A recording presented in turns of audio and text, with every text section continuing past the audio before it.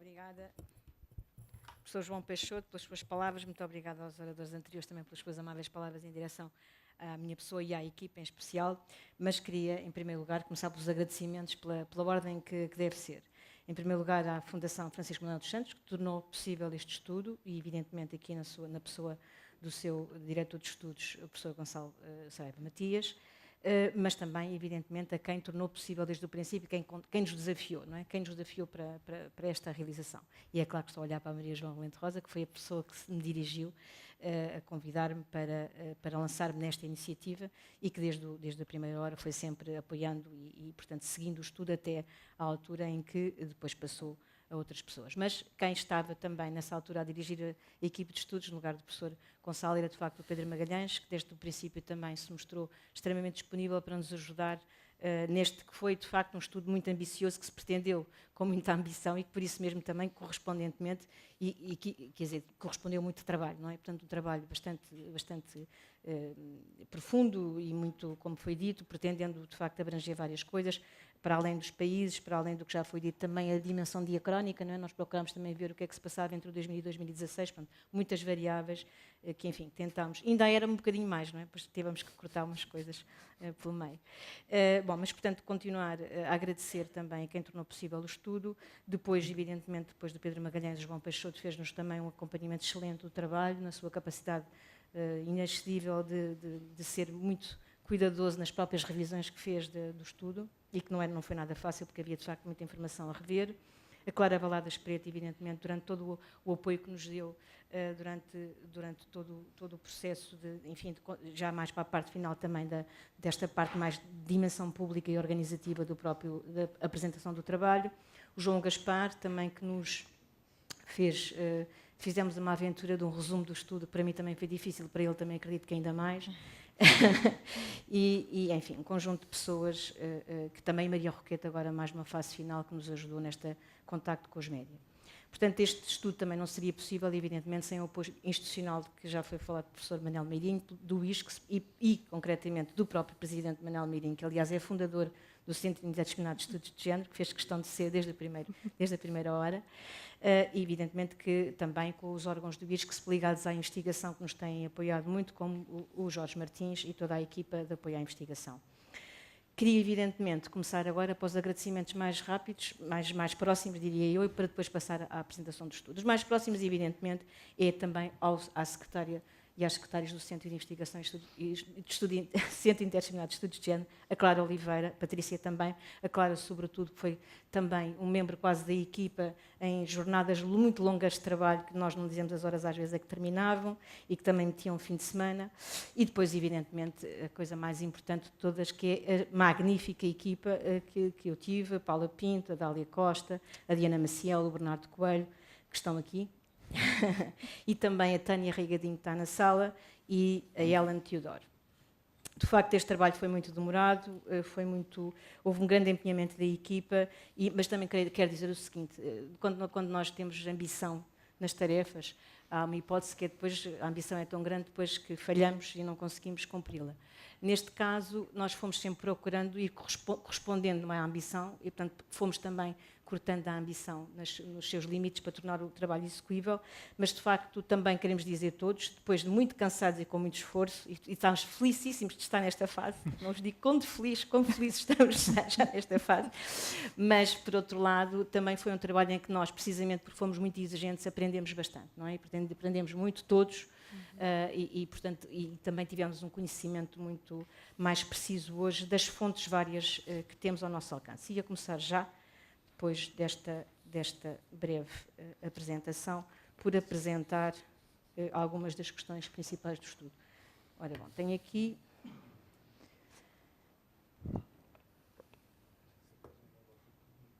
tenho um logotipo, está aqui o meu presidente a dizer-me que eu tenho um logotipo bonito, que eu também acho, mas é um artista da Fundação. Ora bom, então vamos lá. Primeiro vou falar quais eram os objetivos do estudo. Não é? Nos objetivos do estudo tratava-se de caracterizar como se caracteriza a estrutura nas relações de género nos diferentes contextos sociais e idades da vida, nos contextos diferentes sociais, geográficos e nas diferentes idades da vida. Já foi dito por João Peixoto, de facto, a questão das idades da vida foi uma das questões, digamos, que é nova, mas de facto o problema dos contextos sociais e geográficos também foi uma questão importante. E aqui com 4 objetivos. Analisar as relações de género numa perspectiva dinâmica, considerando as 3 fases, portanto, infância e juventude até aos 29 anos, rush hour of life, dos 30 aos 40 anos, e depois a fase tardia da vida ativa. Depois, mapear e caracterizar diferenças e semelhanças entre mulheres e homens. Identificar perfis de países europeus, de homens e de mulheres, e análise e também das classes sociais. Avançar hipóteses explicativas para as diferenças e semelhanças encontradas entre homens e mulheres a partir das teorias de género e das ciências sociais. Nós procurámos também, obviamente, um conjunto de estudos que nos fossem, em relação às diferentes dimensões encontradas, ajudar a aprofundar aquilo que eram os resultados que nós íamos encontrando. Portanto, a utilização de dados de fontes secundárias nacionais e internacionais foi fundamental, o Eurostat, o OCDE, portanto, tem aí conjunto dessas fontes secundárias nacionais e internacionais, também de inquéritos internacionais. O arco temporal foi de 2000 a 2016, e a análise incide sobre Portugal, mas também sobre os países da EU a 27, e em alguns casos nós especificámos a análise para um grupo de países que nós identificámos como aqueles países que tinham estados sociais de tipo diferente, não é? Portanto, fizemos algumas análises mais especificamente para estes países, que são 9, com Portugal seriam 10. Portanto, a Alemanha e a França, o Reino Unido, a Finlândia e a Suécia, a Espanha e Portugal, a República Checa e a Polónia. Portanto, correspondendo todos estes a diferentes modelos de Estado Social, o que tem implicações por causa das políticas que existem ou não existem relativamente quer à questão da redistribuição dos recursos, quer em relação às políticas de igualdade de género, precisamente, também.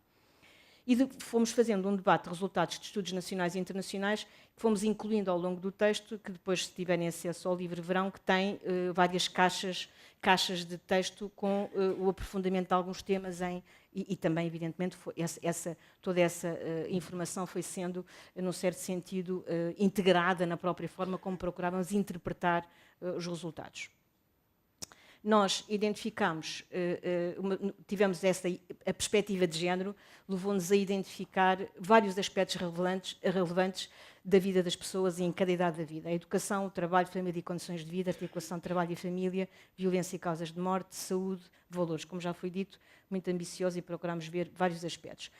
E, claro, fizemos análise bivariada e multivariada, relacionando variáveis como escolaridade, posição perante o mercado de trabalho, condições de vida, família, rendimentos e classes sociais. Algumas destas coisas às vezes não aparecem tão claramente nos estudos e, portanto, nós aqui procuramos, de facto, por exemplo, e para esta questão das classes, ter em consideração os rendimentos, e como verão, isto depois vai ter um impacto muito grande, porque nós fomos mesmo aos euros, não é? E quando se vai, deixámos as percentagens, não é? Transformámos uns 17% em valores de salários, por exemplo, entre homens e mulheres, que são muito, diria mesmo, chocantes, não é? Enquanto conclusão. Como é que se conceptualizou a igualdade de género e em que é que se fundamenta a desigualdade? Portanto, as questões conceptuais aqui são fundamentais, como é óbvio, não é? Como é que nós definimos a desigualdade ou a igualdade? Nós definimos neste binómio igualdade-desigualdade, adotámos o conceito de desigualdades como diferenças de acesso e distribuição de recursos valorizados como os económicos, mas também de outro tipo de bens e recursos, como educação, cultura, poder, reconhecimento e prestígio. Consideramos também a igualdade de género, partindo desta definição global das desigualdades, especificamente como uma simetria entre homens e mulheres e pessoas de diversidades várias em razão da sua identidade de género ou orientação sexual, no acesso a recursos, poderes e direitos.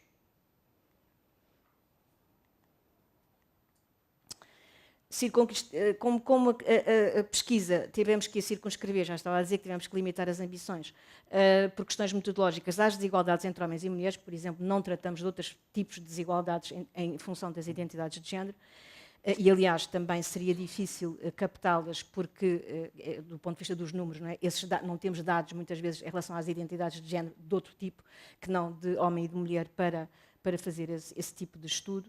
Portanto, teríamos que entrar com outro tipo de dados e de fontes. Nós, de facto, procuramos também que aquilo que são as semelhanças e diferenças entre homens e mulheres, a partir dos resultados dos dados, nos reenviassem para as tais vantagens e desvantagens em função do género. Quer dizer, essa era a nossa entrada analítica, digamos assim.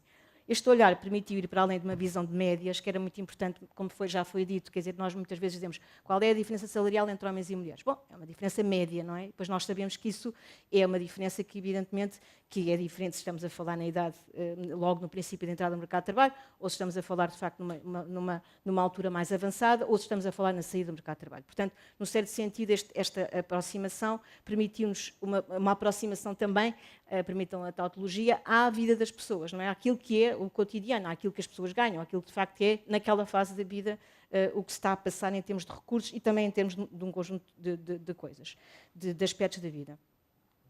Portanto, claro que também tem limites esta perspectiva, não é? Portanto, não foram abrangidas, como já disse, as diversas identidades de género, ficam de fora outras dimensões de análise da realidade, por exemplo. Isto é muito ambicioso, mas a gente podia ir tratar das redes sociais, tratar das questões da política, do acesso à política. Ainda havia muito mais coisas a tratar sobre isto, portanto, se for preciso, nós estamos disponíveis para outro estudo que abrange estes outros aspectos que são também muito importantes, como é óbvio, nas sociedades contemporâneas, mas não podemos ver tudo, de facto, não conseguimos. E também mesmo a própria questão longitudinal, quer dizer, isto não é bem, nós não seguimos as mesmas pessoas. Portanto, é uma perspectiva longitudinal, mas não é uma completa perspectiva longitudinal, não é? Portanto, isto já é importante que se faça assim, mas evidentemente que tem também esse limite. A perspectiva analítica adotada permite, então, quer dizer, como é que nós entramos nos dados, não é? Como é que nós olhamos para a realidade? Bom, a primeira dimensão é a dimensão estrutural, a partir do qual se avalia como homens e mulheres em contextos mais ou menos privilegiados, mais ou menos desprovidos de recursos económicos ou culturais, têm efeitos diferenciados. Quer dizer, o facto de se pertencer a classes sociais diferentes ou a ter recursos do ponto de vista cultural diferente, que efeitos é que isto tem? É uma dimensão estrutural, digamos que nós dizemos que é a dimensão estrutural da vida em sociedade. Depois há uma dimensão institucional que também afeta, tem efeitos sobre a questão das posições de homens e de mulheres, que é a questão institucional, porque de facto os Estados, não é, têm políticas e essas políticas têm funções redistributivas. A forma como o Estado está desenhado tem implicações nas questões de como é que as pessoas... Há políticas para promover a igualdade de oportunidades, seja de género, seja de outro tipo de igualdades, ou não há políticas. Ou o Estado é um Estado que é um Estado mais mínimo, não é? E, portanto, isto afeta as questões da igualdade de género e afeta a vida das mulheres e dos homens nas diferentes fases da vida.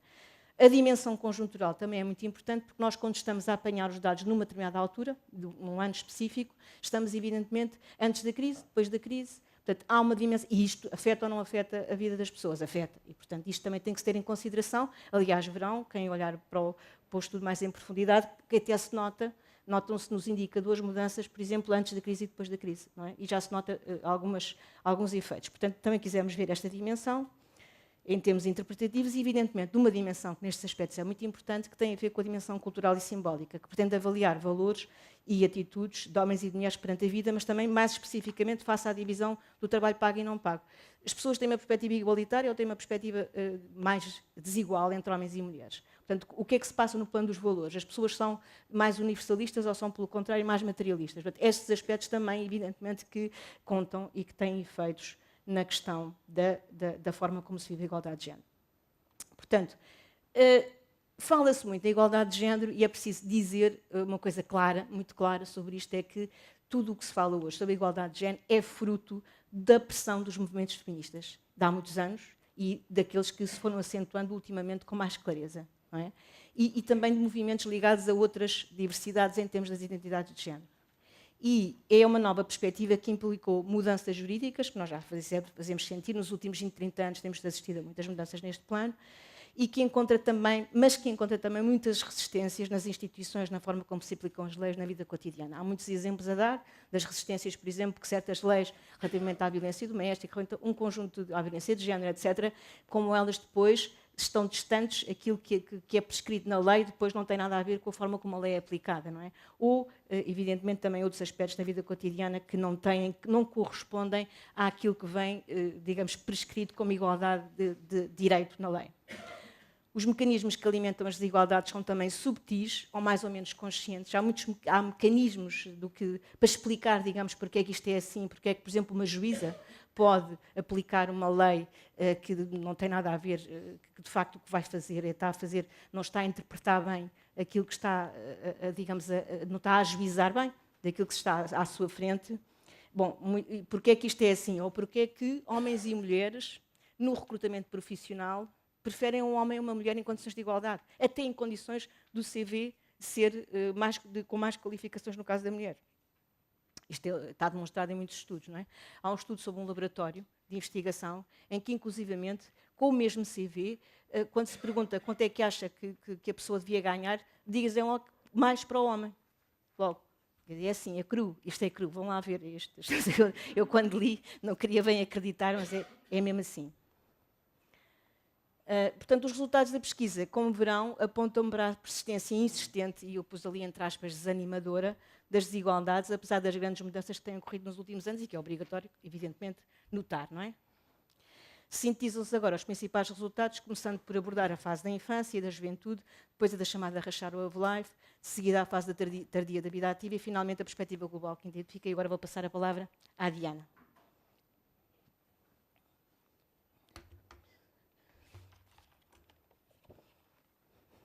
Muito boa tarde a todos e a todas. Irei então apresentar os resultados da juventude, que são pessoas que têm entre os 15 e os 29 anos. Começando então pela educação, queria ressalvar não só que numa perspectiva diacrónica, entre 2000 e 2016, tanto para jovens homens como jovens mulheres, existe um aumento da escolaridade, mas também, e tendo em conta o nosso tema, que esse aumento é maior nas jovens mulheres. Ou seja, em Portugal e na Europa, mas sente-se mais ainda em Portugal, há mais mulheres licenciadas do que homens em 2016, mais uma vez ressalvo que é entre os 15 e os 29 anos. Este foi um dado que nós achámos bastante interessante, que são as áreas de formação das licenciaturas, ou seja, onde é que homens e mulheres entre os 15 e os 29 anos se licenciam. E Portugal aqui tem uma situação muito específica e muito própria no contexto europeu, juntamente também com os países de leste. Ou seja, Portugal tem, se repararmos, a lilás está a média da União Europeia a 27 países, a roxo escuro está os dados para Portugal. Como podemos ver, tirando o curso, a área de humanidades, todas as outras áreas, Portugal tem mais mulheres nessas áreas do que na média da União Europeia. Inclusive em áreas que tipicamente ou socialmente serão mais esperadas, mais masculinas, como são, por exemplo, as áreas das ciências e das engenharias. Como podemos ver ali, por exemplo, Portugal tem 58%, digamos assim, de mulheres nas ciências, que na média europeia é um valor menor. O mesmo acontece com as engenharias, que Portugal tem mais mulheres nos cursos de engenharias do que a média europeia. E isto nós tentámos avançar hipóteses explicativas, como explicava a professora Anália, que tem sido mais fácil para as mulheres romperem barreiras na área das formações, também porque entram em áreas com mais prestígio social e mais valorização social. Isto é explicado pela assimetria simbólica, ou seja, os homens não têm tanta facilidade em romper barreiras para áreas tipicamente femininas, também porque são áreas mais desvalorizadas socialmente.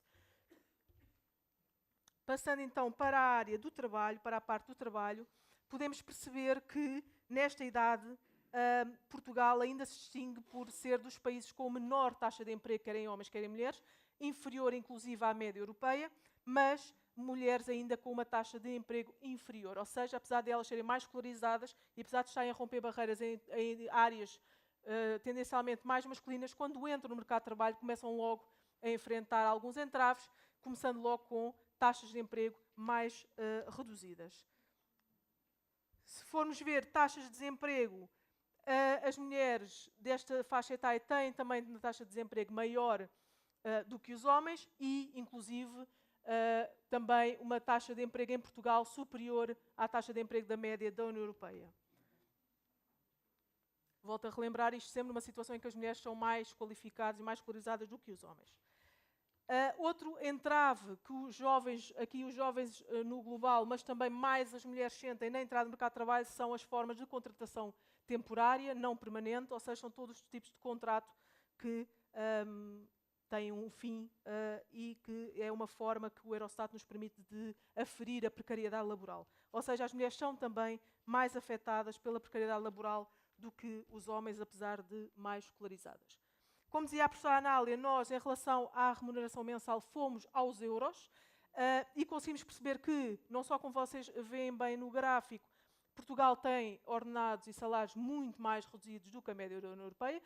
Em média, temos ordenados que são metade da média na europeia, mas também em todas as categorias socioprofissionais as mulheres recebem menos, sendo que, por exemplo, nas atividades intelectuais e científicas, as mulheres ganham menos 142 euros do que os homens, isto logo na entrada no mercado de trabalho. Estamos a falar de jovens dos 15 aos 29 anos, e as trabalhadoras não qualificadas da indústria recebem menos de 217 euros do que os trabalhadores não qualificados da indústria. Ou seja, elas, volto a repetir, elas são mais escolarizadas, mas entram no mercado de trabalho, têm uma menor taxa de emprego, mais contratações temporárias, mais desemprego e menores salários.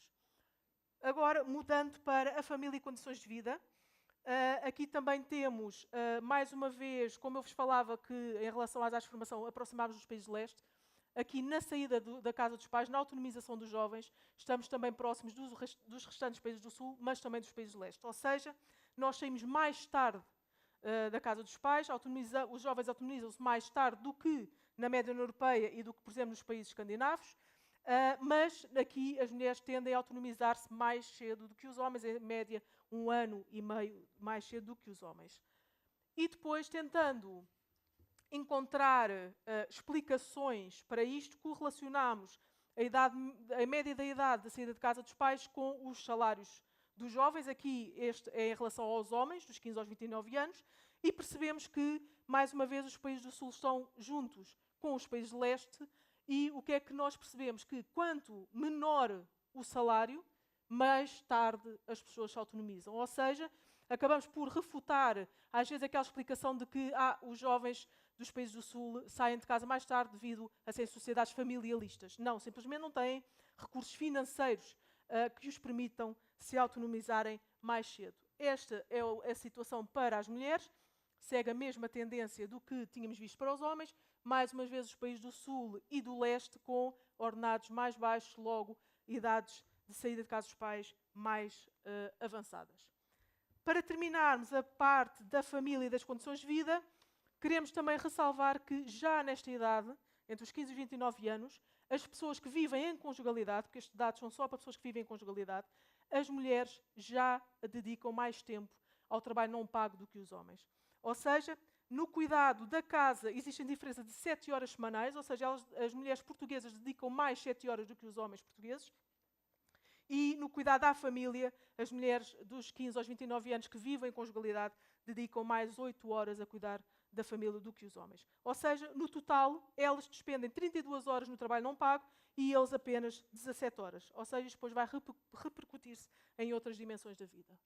Agora, na questão da saúde, achámos estes dados em relação às causas de morte substancialmente interessantes, até porque existem explicações de género para compreendermos melhor a situação. Ou seja, nós vemos aqui, dos 15 aos 29 anos, tanto para homens como para mulheres, a maior parte dos jovens morrem por causas que não são naturais, por causas externas. No entanto, o que é muito interessante é que mais de metade dos jovens homens morrem por causas externas. Ou seja, por exemplo, em Portugal, 54,7% dos homens e na União Europeia, 62,8% dos homens morrem por causas externas, que são acidentes rodoviários, afogamento, suicídio, agressões.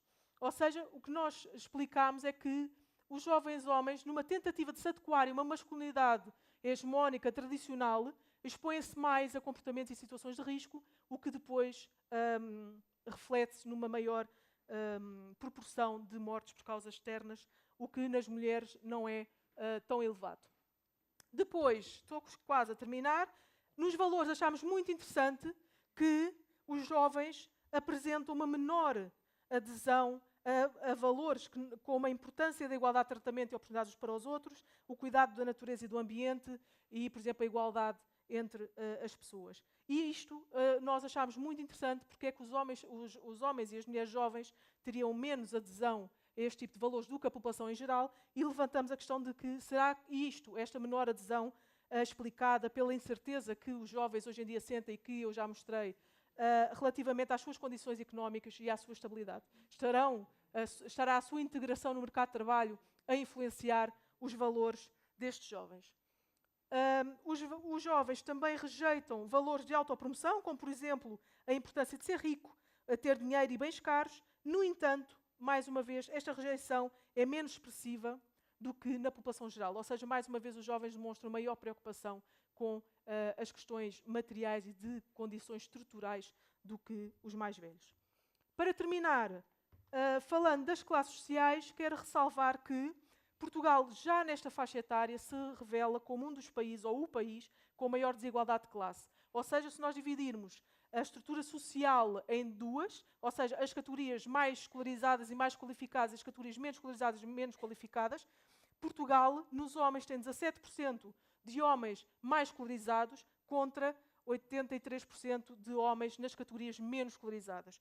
Desigualdade que nas mulheres é de 27 a 73. Ou seja, é dos países, do conjunto de países que apresentamos neste gráfico, o que tem maior desigualdade na estrutura social, o que depois se reflete também, mais uma vez, por exemplo, nos valores que eles expressam nos inquéritos que nós utilizamos. Vou agora passar ao Bernardo, que vai apresentar os dados sobre a rush hour. Ora, muito boa tarde a todas e a todos. Eu vou tentar ser o mais breve possível, para não causar aqui nenhum engarrafamento. Bem, vou falar sobre a Rush Hour of Life. Rush Hour of Life é a designação que nós atribuímos a uma fase da vida em que as pessoas, os homens e as mulheres, no fundo, investem na sua vida em múltiplas dimensões, mas também sofrem pressões em múltiplas dimensões. E podíamos concretizar ou concatenar essas múltiplas dimensões na esfera do trabalho e na esfera da vida pessoal ou familiar. Isto é, no investimento nas suas carreiras profissionais, mas simultaneamente também no investimento nos seus projetos familiares, de conjugalidade e de parentalidade, por exemplo. E, portanto, é esta dupla pressão que caracteriza, no fundo, esta Rush Hour of Life. Relativamente ao trabalho, ao mercado de trabalho, em Portugal nós verificamos dados relativamente paradoxais, digamos assim. Isto é, apesar das mulheres serem mais qualificadas que os homens, apesar da participação das mulheres portuguesas no mercado de trabalho ser mais acentuada que na média da União Europeia, a verdade é que no plano do trabalho e nesta fase da vida permanecem as desvantagens para as mulheres, pois são elas quem estão mais frequentemente em situação de trabalho precário, são elas que mais frequentemente têm contratos a prazo ou temporários, são elas quem têm mais frequentemente salários mais baixos e, por sua vez, são elas que, consequentemente, têm maiores dificuldades na construção de uma carreira profissional, digamos assim, avaliada pelo sucesso, no fundo, do seu alcance e também com maior dificuldade no acesso a benefícios sociais e, portanto, depois a pensões de reforma condignas, não é? Como é que nós poderíamos, de alguma maneira, interpretar e tentar explicar estes dados paradoxais?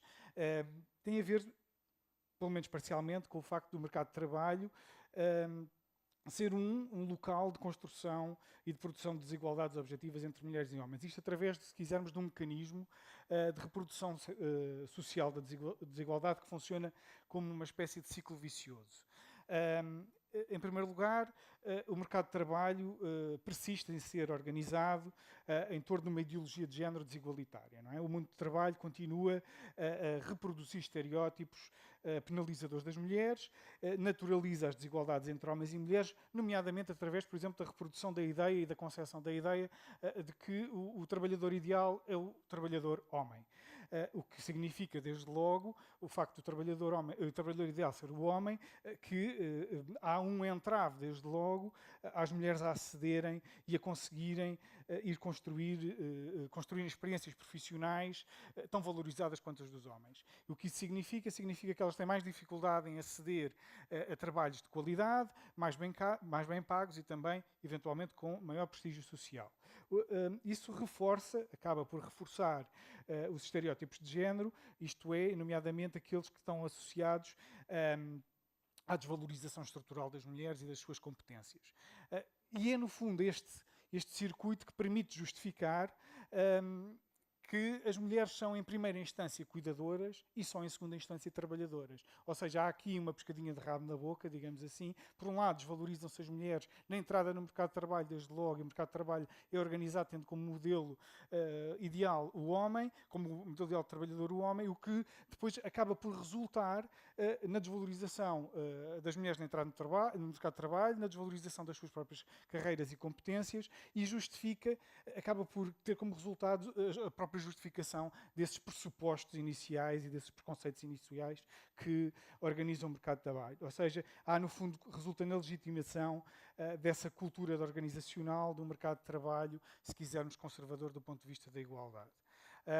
Aqui o que temos são os resultados mais objetivos, onde se revela que a taxa de emprego feminino em Portugal está acima da média europeia. A taxa de emprego feminino em Portugal é de 78,5%, supera em 5,9 pontos percentuais a média europeia, a 27%. E, portanto, Portugal também, e este dado revela também um distanciamento de Portugal relativamente aos restantes países do sul da Europa, nomeadamente a Espanha, a Itália, Malta ou Grécia. Depois, aqui verificamos que o desemprego é mais elevado em Portugal do que na média europeia e este fenómeno, o fenómeno do desemprego, é mais penalizador das mulheres. A taxa de emprego é superior à média europeia em 2,2 pontos percentuais no caso dos homens e em 2,3 pontos percentuais no caso das mulheres nesta fase da vida. Aqui temos o indicador do Eurostat relativo às contratações não permanentes, e aquilo que se verifica é que as mulheres, quer em Portugal, quer na Europa, e sobretudo na média da União Europeia a 27 e nestes países exemplo que nós aqui temos, são mais afetadas do que os homens por formas precárias de emprego. Nomeadamente, isto tem a ver com formas de contratação não permanentes. Não é? E, portanto, é assim que, no fundo, se traduz, através deste indicador das contratações não permanentes, que nós traduzimos, no fundo, o conceito de precariedade. Em Portugal, e isto é mais um resultado mais objetivo daquele ciclo vicioso que revela uma situação mais precária, menos bem paga das mulheres, é que a disparidade salarial revela-se tanto em Portugal como na Europa, e, portanto, os salários, também num contexto em que os salários são mais baixos para as mulheres no contexto português e no contexto europeu. Em termos de hora e em paridade de poderes de compra, o salário dos homens em Portugal é de 11,6 euros por hora e para as mulheres é de 10,3 euros por hora. Na média da União Europeia a 27, tal como em Portugal, a remuneração dos homens é sempre superior à das mulheres, e aquilo que se verifica por grupos socioprofissionais nesta idade da vida é que as mulheres representantes do Poder Legislativo e de órgãos executivos, dirigentes, diretores e gestores executivos ganham menos 586 euros por mês do que os homens, e as mulheres trabalhadoras qualificadas da indústria ganham menos 364 euros do que os homens por mês. Não é? E, portanto, quando se vai ao valor absoluto, digamos assim, à unidade, não é? Aos euros, percebemos mais o que é que significa a disparidade. Não é? Relativamente, passando para uma outra dimensão, que é a família e articulação trabalho-família, aqui temos um outro circuito, digamos assim, e é um circuito também ele penalizador das mulheres, é o que revela essa penalização das mulheres, e que no fundo é o circuito da articulação, mas que é um circuito que produz sobrecarga sobre as mulheres. Em primeiro lugar, é um circuito também ele que revela alguns paradoxos. Por um lado, a família, como veremos depois no âmbito dos valores, a família é a prioridade das mulheres e dos homens, quer em Portugal e na Europa. Os homens em Portugal e na Europa, e os homens e as mulheres em Portugal e na Europa desejam igualdade nas responsabilidades cuidadoras, portanto que os homens devem ser tão responsáveis como as mulheres no cuidado da casa e dos filhos. Também, ao mesmo tempo, valorizam o trabalho de forma igual e percebem o trabalho como um direito igual tanto para homens como para mulheres. Contudo, aquele conservadorismo, digamos assim, que no fundo continua a persistir na organização do mercado de trabalho, que continua a reproduzir o homem como modelo ideal de trabalhador, e a desvalorização da mulher acaba por produzir, por exemplo, a disparidade salarial, que é sobretudo penalizador das mulheres, que conjugada com o aumento apesar do aumento da cobertura dos serviços, no caso português, mas também conjugado com alguma insuficiência de políticas específicas de articulação de trabalho-família que estejam especificamente orientadas e organizadas para a produção da igualdade de género, significa que, de uma forma pragmática, as famílias vendo-se neste circuito, não é? Enroladas neste circuito de paradoxos entre aquilo que desejam e as circunstâncias que têm, nomeadamente as circunstâncias objetivas associadas a uma grande disparidade salarial onde as mulheres são penalizadas. Há uma atitude pragmática, há uma certa racionalidade que orienta, acaba por organizar os modos de vida das famílias e significa que, no momento da articulação, as mulheres saem penalizadas e sobrecarregadas na articulação porque também são elas que recebem menos dinheiro. E, portanto, se há alguém que tem que no fundo, desinvestir na sua carreira profissional, é mais fácil que seja a mulher, porque é ela que representa um menor contributo para o orçamento global familiar. Não é? Portanto, há aqui uma lógica, se quisermos, de alguma racionalidade das próprias famílias, na organização do seu modo de vida. Também percebemos que, claramente, o modelo da dupla carreira é aquele que organiza as famílias, quer em Portugal, quer na Europa. Não é? A grande maioria dos casais na União Europeia, a 27 países, segue o modelo dos 2 membros do casal a trabalhar a tempo inteiro. E Portugal verifica-se que é um dos países onde existe uma maior proporção de agregados familiares em que estas circunstâncias se verificam. É 87%. 87% desses agregados familiares. O modelo do male breadwinner, do homem provedor, limita-se a 9,6% dos agregados familiares na Europa, na Europa das pessoas que vivem em conjugalidade, obviamente. O modelo do homem provedor apenas assume um valor mais expressivo em 4 países: Grécia, Malta e Roménia. Itália e Roménia. E, portanto, o modelo da mulher que trabalha a tempo parcial, que também pode ser uma conjugação, digamos assim, não trabalhar a tempo inteiro, mas a mulher trabalhar a tempo parcial, apenas prevalece em países como a Holanda, a Áustria e a Alemanha, que têm um posicionamento muito específico relativamente a estas formas de articulação e ao papel, no fundo, ao papel das mulheres. Aqui o que nós estamos a ver, desde aquele pequeno circuito, é, no fundo, se quisermos, um dos mecanismos possíveis para a persistência da feminização do trabalho não pago, não é? Nesta fase da vida. E isso revela-se também em dados mais concretos. Não é? As mulheres na Rush Hour of Life, portanto, entre os 30 e os 49 anos, continuam a despender, em média, mais horas por semana a cuidar de casa e de família do que os homens. E há diferenças, mas há diferenças, digamos assim, no mapa da Europa. Não é? Os países nórdicos, essa diferença é menor, portanto, existe uma maior igualdade. Na Europa Central começam-se a registrar algumas assimetrias. No leste europeu, as assimetrias já são consideráveis e no sul da Europa essas desigualdades são profundas. Em Portugal, a título de exemplo, as mulheres dedicam mais 10 horas semanais do que os homens a cuidar da casa, ou mais 5 horas semanais a cuidar da família, nesta fase da vida. Relativamente aos valores, já falei um pouco sobre eles há pouco. A questão da prioridade à família na vida dos homens e das mulheres em Portugal e na Europa. A questão do trabalho ser um direito, tanto para homens como para mulheres. A família ser a prioridade. Que as responsabilidades iguais de homens e mulheres relativamente ao cuidado das crianças e na vida doméstica. E também a questão de que não existe uma prioridade no acesso ao mercado de trabalho por parte dos homens, mesmo que vivendo numa situação de crise de emprego. Não é?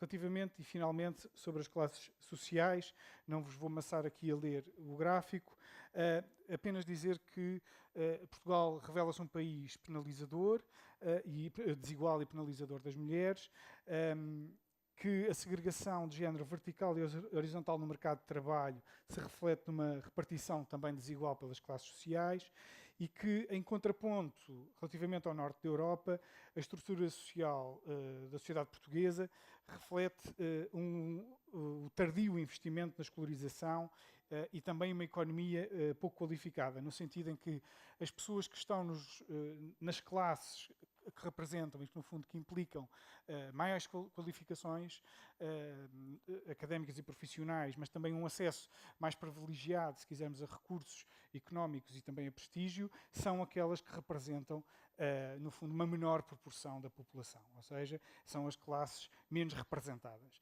Portanto, isto é não só uma sociedade muito desigual, como também em que o grosso da população está também em classes menos qualificadas e com menor acesso a recursos, poder e prestígio. Pronto, e terminaria aqui, passando a palavra à Dália.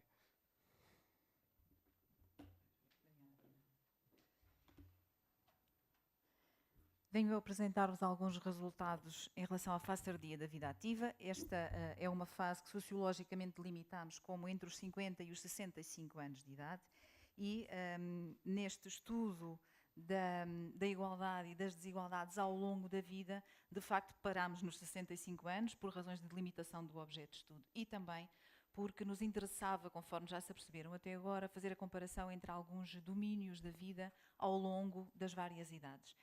E, de facto, se continuássemos para além dos 65 anos de idade, designadamente em relação ao trabalho, perderíamos a oportunidade de fazer esta análise comparada, razão pela qual neste estudo terminámos aos 65, e reforço o repto que há pouco já deixámos à Fundação Francisco Manuel dos Santos. Cá estamos nós ainda com muita motivação e ânimo para continuarmos, se assim parecer interessante. Ora bem, fundamentalmente nesta idade da vida, a pergunta de partida que nos orientou foi saber como é que todas estas igualdades e desigualdades, que até agora os colegas já apresentaram, se acumulavam nesta fase da vida. As desvantagens acumuladas em fases da vida anteriores acentuam-se ou atenuam-se. Esta era fundamentalmente a grande pergunta de partida e interessava-nos naturalmente saber em que domínios é que se acentuariam ou atenuariam as desigualdades ao longo da vida. Nesta idade da vida, nesta fase, a fase tardia da vida ativa, nós vamos ver também com mais, ao fim e ao cabo, de maneira mais explícita do que vimos nas idades anteriores, os efeitos geracionais. Vamos aqui encontrar algumas diferenças comparativamente às idades anteriores, porque há um acumular de desvantagens por via do género com um acumular de desvantagens por via da geração a que estas pessoas fazem parte. As ideias a reter nesta fase da vida, em relação ao trabalho, têm fundamentalmente a ver com uma diminuição significativa da população ativa e, conforme se ilustra no gráfico, podemos ver que, comparativamente à rush hour of life, à idade da vida, em que de facto há uma combinação muito mais ativa entre aquela que é a dimensão do trabalho com a dimensão da família, há uma diminuição, um decréscimo da população ativa. Chamava apenas a vossa atenção para o dado relativo a Portugal, que aparece naqueles quadradinhos inferiores, dizendo-se que para as mulheres esta diminuição ainda é mais acentuada, quase 30 pontos percentuais, 29 pontos percentuais para ser mais rigorosa. Outro elemento a reter é a forte quebra da taxa de emprego na fase tardia da vida ativa, nesta fase da vida. E a taxa de emprego dos 50 aos 64 anos traduz aquilo que, à partida, a equipa considerou como podendo ser uma situação inesperada, por assim dizer.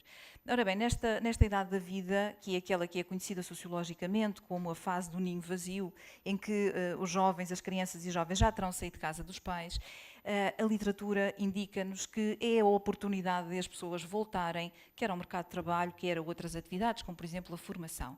E aquilo que nós encontramos é fundamentalmente o contrário daquilo que a literatura nos indicava, e a taxa de emprego a diminuir bastante nesta fase da vida. Chamo novamente a atenção para o dado relativo a Portugal, que ali também nós desagregamos entre o sexo masculino e o sexo feminino, para acentuar que, em relação às mulheres na rush hour of life, quase 80% das mulheres estava, de facto, a taxa de emprego era, de facto, quase 80%, no sexo feminino, enquanto na fase tardia da vida ativa ela se aproxima apenas dos 50%. Ainda assim, 53,2% das mulheres portuguesas encontra-se ainda a trabalhar. Esta diminuição em relação à taxa de emprego poderá ser explicada também pelo fortíssimo investimento que as mulheres fizeram na fase da vida anterior, na Rush Hour of Life, no trabalho não pago e no cuidado à família e também no cuidado à casa.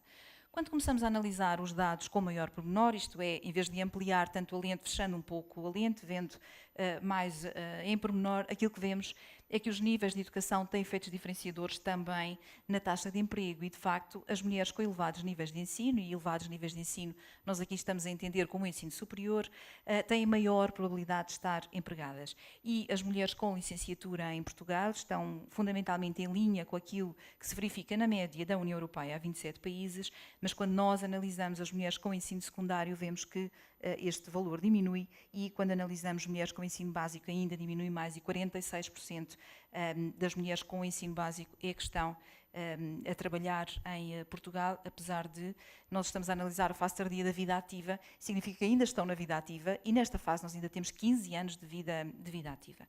Estes fatores que temos estado sumariamente a ilustrar acabam por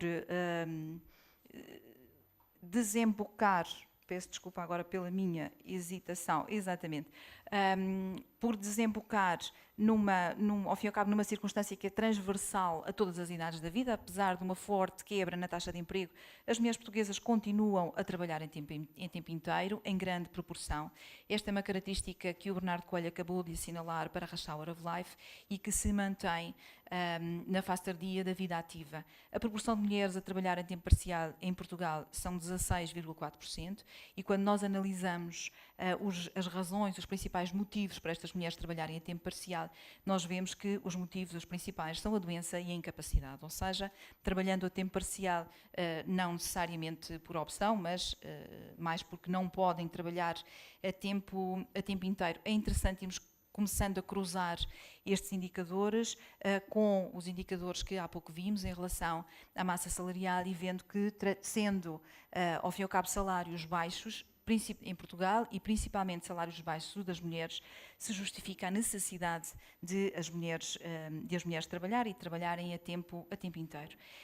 Verificamos também que é na fase tardia da vida ativa que os homens são mais penalizados por formas de contratação não permanente. E aqui é importante assinalarmos que nesta fase da vida, de facto, a disparidade de género, em alguns indicadores, e este é um deles, acaba por se esbater. Mas acaba por se esbater, aproximando-se a situação de indivíduos de sexo masculino com a situação de indivíduos de sexo feminino, acaba por se esbater não por bons motivos, mas por maus motivos.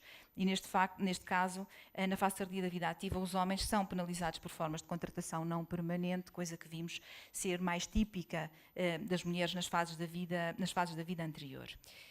A disparidade salarial aumenta, permitam ainda mais, na fase tardia da vida ativa.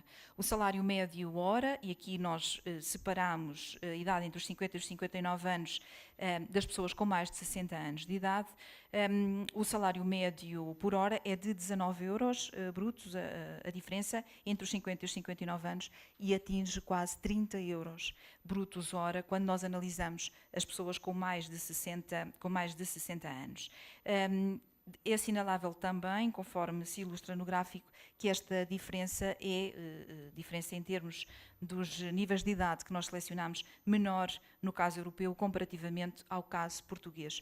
Tudo o que tenho estado a retratar acaba por desembocar no risco de pobreza. O risco de pobreza, novamente, não por boas razões, mas por razões negativas. A disparidade de género atenua-se e o risco de pobreza é elevado em Portugal, quer para homens, quer para mulheres. No entanto, é de assinalar duas tendências. As mulheres estão mais expostas ao risco de pobreza do que os homens em Portugal e também na maior parte dos países europeus.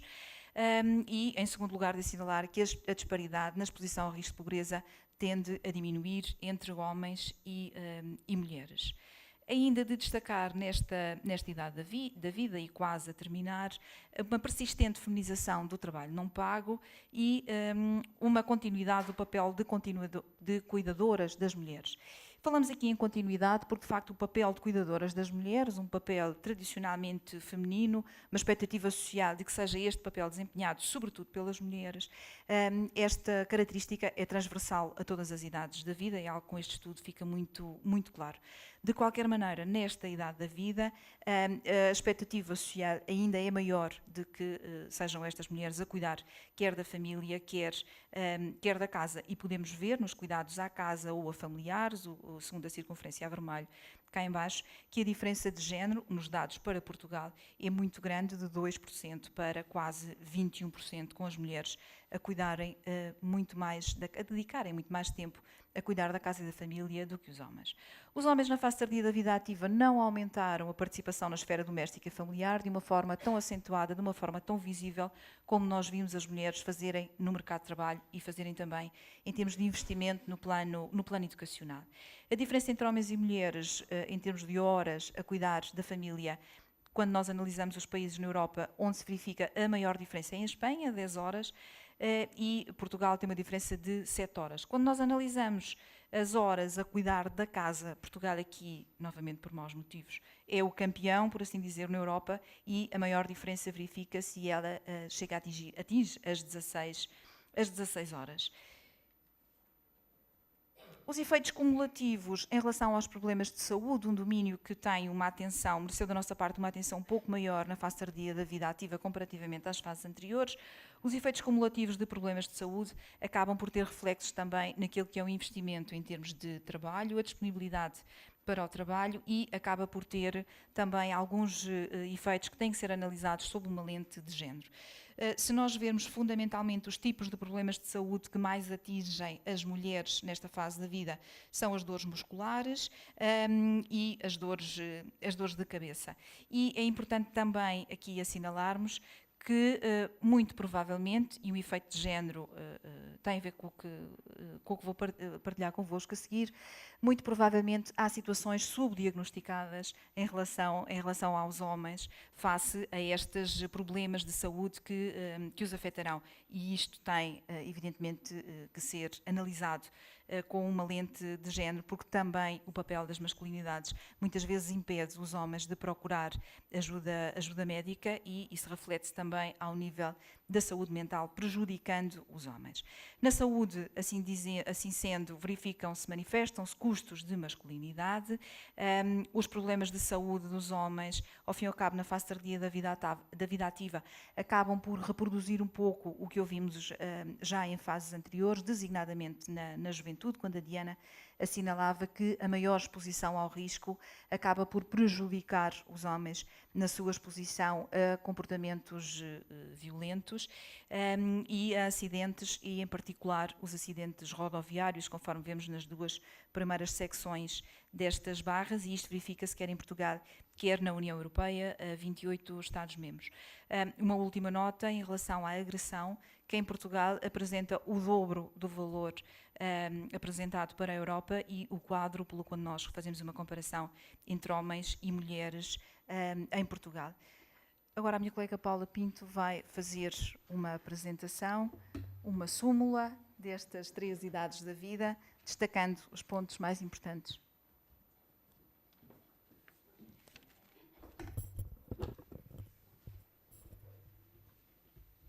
Bom, então as 3 idades da vida estão apresentadas nas suas especificidades, mas nós procuramos na análise ir ainda um pouco mais longe, agregando dados para todas as idades da vida e também fazendo uma comparação. E começando então com a educação, percebe-se nesta comparação das 3 idades da vida e de Portugal com a média europeia que, de facto, houve uma grande recuperação em Portugal nesta matéria nas últimas gerações, mas que Portugal continua atrás da média europeia de uma forma significativa, quer porque o número de diplomados no ensino superior é inferior, quer porque continuamos a ter um número superior de pessoas com a escolaridade básica, tanto homens como mulheres, um pouco melhor nas mulheres, mas mantém-se para ambos os sexos.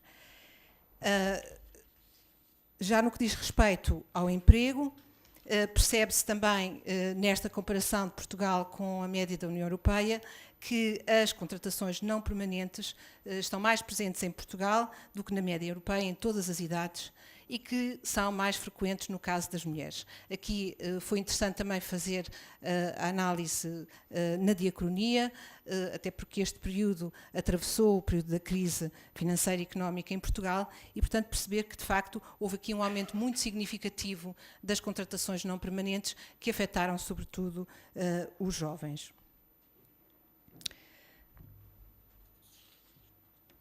Também no que diz respeito às desigualdades nas remunerações mensais de mulheres e homens, estas desigualdades verificam-se quer em Portugal, quer na União Europeia, mas porque aqui, para nós, o caso português é particularmente relevante, interessa notar que, de facto, estas desigualdades atravessam todas as categorias profissionais, podendo atingir cerca de 1.100 euros nas categorias mais elevadas, dos representantes do Poder Legislativo e dos órgãos executivos, dirigentes, diretores e gestores, mas que também nas categorias dos profissionais menos qualificados, dos operadores de instalações e máquinas, essas diferenças ultrapassam os 300 euros mensais entre homens e mulheres. E este é um dado realmente preocupante que este estudo veio revelar de forma muito crua. Já aqui falámos ao longo de várias das idades da vida sobre o trabalho não pago e a sobrecarga que as mulheres têm nesta esfera. Verificamos, ao comparar as várias idades da vida, que no que diz respeito ao trabalho doméstico, essa carga vai aumentando, portanto são as mulheres das gerações mais velhas que dedicam mais horas. Os homens, à medida que envelhecem, dedicam menos horas, portanto há aqui um efeito geracional, mas embora de facto os homens estejam a colaborar mais nas tarefas domésticas, continua a haver uma forte sobrecarga feminina neste domínio. Também no que diz respeito ao cuidado à família, a mesma desigualdade se evidencia. Em todas as idades da vida são sempre as mulheres a despender um maior número de horas por semana a cuidar da família. Aqui, novamente, notamos variações de idade, mas as diferenças de género são sempre mais significativas e sempre mais penalizadoras das mulheres, com consequências que já aqui foram detalhadas nas suas vidas profissionais e nas carreiras contributivas, com efeitos depois no risco à pobreza, na exposição ao risco à pobreza e, eventualmente, até na sua saúde.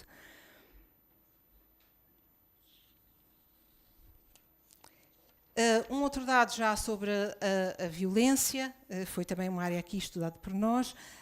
A população prisional condenada na União Europeia é, na sua esmagadora maioria, constituída por homens, e aqui invertem-se os custos são os chamados custos da masculinidade, as manifestações de uma certa masculinidade associada, de facto, à exposição à violência e ao crime, têm certamente, são fatores certamente importantes para este resultado. Portugal integra, com alguns países de leste, e assim o conjunto dos países com menor feminização da população condenada. Também no que diz respeito às vítimas de violação, em todos os países europeus analisados, a maioria são mulheres, mais de 80% das vítimas são mulheres. Portugal é daqueles que têm, dos países que têm uma menor feminização deste indicador, mas é importante também aqui considerarmos que estamos a analisar países com realidades bastante diferentes, do ponto de vista social, cultural, etc.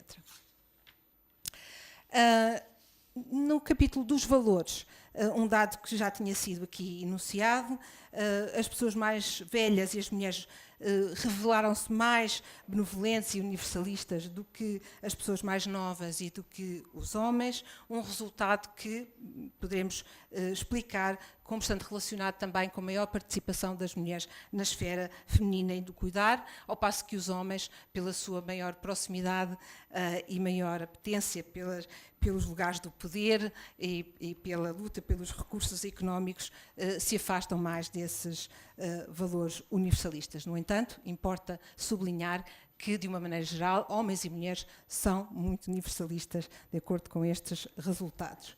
Revelam essa tendência.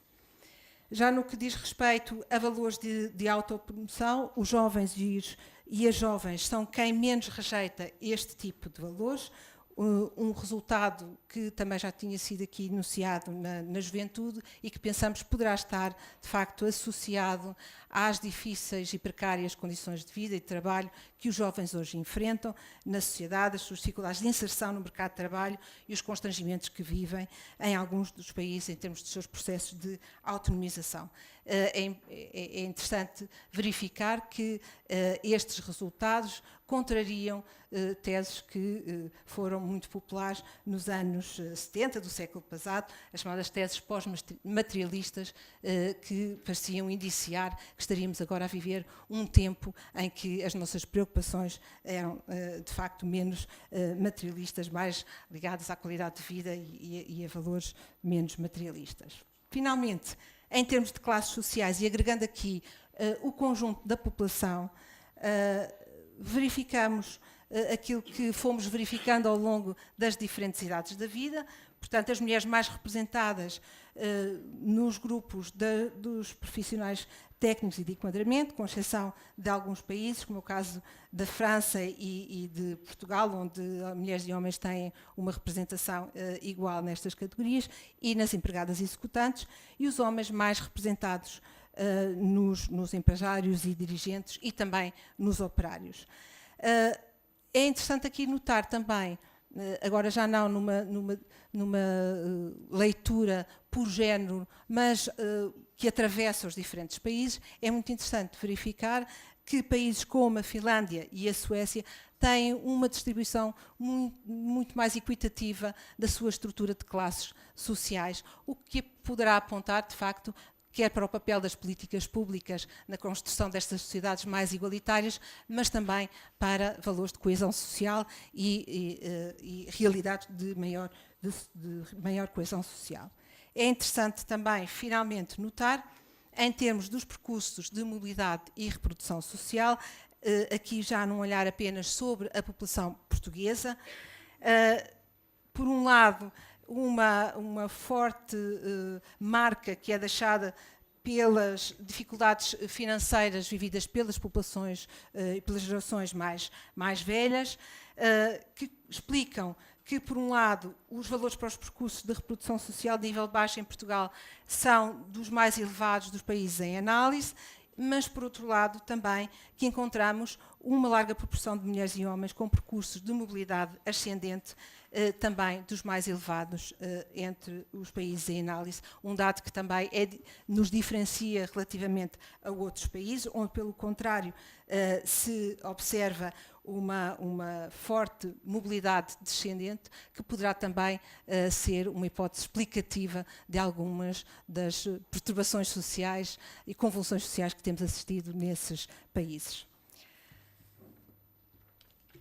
E terminaríamos aqui a nossa apresentação. Em termos dos dados, penso que agora algumas considerações finais pela professora Anália Torres.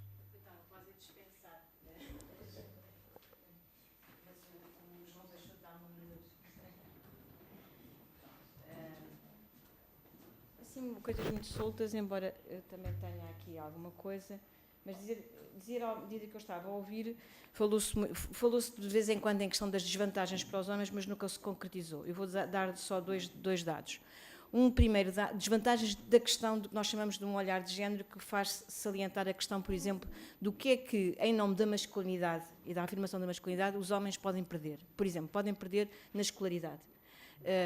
Nos setores menos escolarizados, os filhos de pais menos escolarizados, eles próprios têm tendência, por exemplo, no decurso do ensino básico e depois também no ensino secundário, para, por uma questão de masculinidade, terem presente a ideia de que têm que ganhar dinheiro, quererem ir mais depressa para o mercado de trabalho.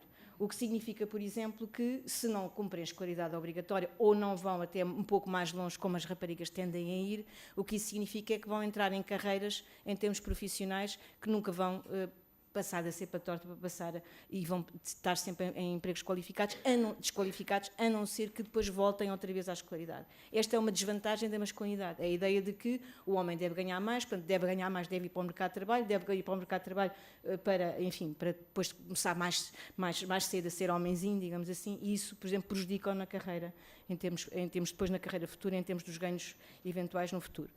Um outro exemplo é aquilo que acabámos por falar também das questões da tal tendência para correr riscos, para afirmar-se enquanto homem e, portanto, enquanto numa posição dominante, numa posição controladora, e o que faz, naturalmente, entrar em atividades que podem não ser as atividades mais compensadoras, podem ser mais imediatamente compensadoras de um determinado tipo, mas depois são arriscadas e acabam por os prejudicar. Em suma, se nós pusermos a lente de género, percebemos que, embora as desigualdades se façam sentir de uma maneira muito crua sobre as mulheres, haverá vantagens sociais, quer para homens, quer para mulheres, de uma repartição mais equilibrada e de uma visão que acaba por ser uma visão mais adequada aos tempos presentes, porque é uma visão que, no fundo, tem a ver com aquilo que é a vida de hoje. E a vida de hoje, digamos, em que é que se consubstancia nesta questão da igualdade? É que as vidas de homens e de mulheres são muito parecidas.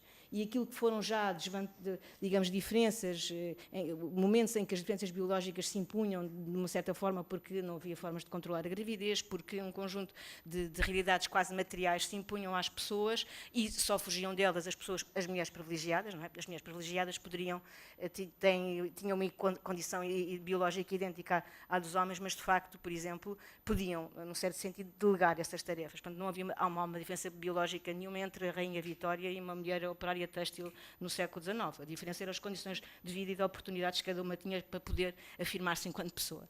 E, portanto, esta questão que hoje em dia está muito mais clara de que as diferenças biológicas existem, ainda bem, senão também não estávamos aqui, mas a verdade é que elas têm impõem cada vez menos limites às nossas vidas e daí as nossas vidas serem muito mais parecidas. Mas são parecidas, mas são desiguais. E esta questão é, de facto, uma questão. Portanto, a partilha das tarefas é alguma coisa que é absolutamente fundamental.